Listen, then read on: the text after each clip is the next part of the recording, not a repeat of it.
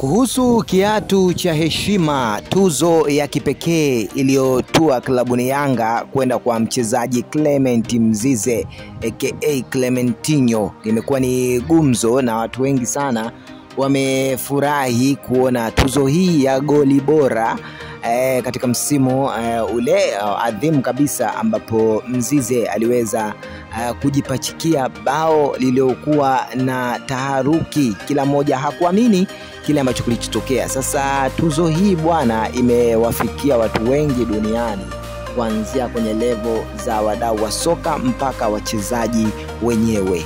Sasa hapa kuna mshangao ambao kila mtu amekuwa akishangazwa nao, na wadau wengi hawakuamini kwa namna moja ama nyingine hiki ambacho kimeweza kutokea. Mshangao umetokana na nini? Ni mara baada ya superstar Cristiano Ronaldo kuonekana pia kuzungumzia ligi za Kiafrika. Sasa hivi kumekuwa na wachezaji wengi wa Kiafrika ambao wamekuwa wakicheza kimataifa ya Ulaya pamoja na Amerika. Amezungumzia namna ambavyo amekuwa akifurahishwa na rekodi pamoja na juhudi za wachezaji wenye asili ya Kiafrika wamekuwa wakizionyesha sasa hivi.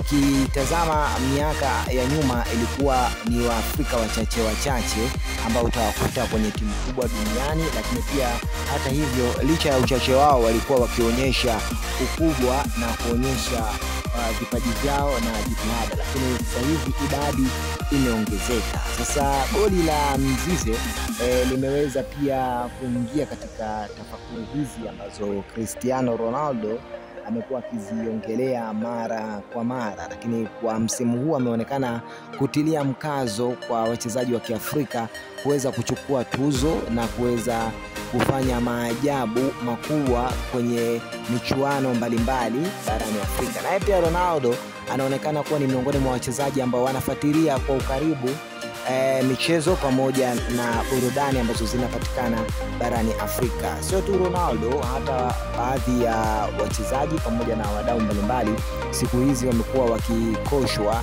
na mabadiliko makubwa ambayo ligi za Kiafrika zimekuwa zikifanya. Na hata heshima ambayo sasa hivi wachezaji wa Kiafrika wamekuwa nayo ni tofauti kabisa na way back. Ukitazama jinsi ambavyo kulikuwa kuna masuala mazima ya kama vile kudharaulika, kutopewa heshima kubwa licha kuwa ya mambo makubwa aliyokuwa wakiyafanya miaka ya huko nyuma. Lakini hivi sasa ukitazama jopo la wachezaji wanaotokea Afrika kwenda kukiwasha huko barani Ulaya pamoja na mabara mengine ya Asia pamoja na North and South America na mabara mengi, wamekuwa wakijitengenezea sifa, lakini pia kuitakatisha na kuiongezea thamani Afrika kwa wale ambao walikuwa wakichukulia poa na wale ambao walikuwa wakiona kama Afrika hakuna vipaji vya kutosha. Na hii ni chachu ya mafanikio makubwa na maendeleo ambayo yamekuwa yakitengenezwa hatua kwa hatua kwa muda mrefu. Lakini pia swala hili linazidi kuwapa moyo wadau wa soka ambao wamekuwa wakipambania soka la Afrika kufika mbali zaidi, na kwa wale ambao walikuwa wakiwekeza katika soka la Kiafrika.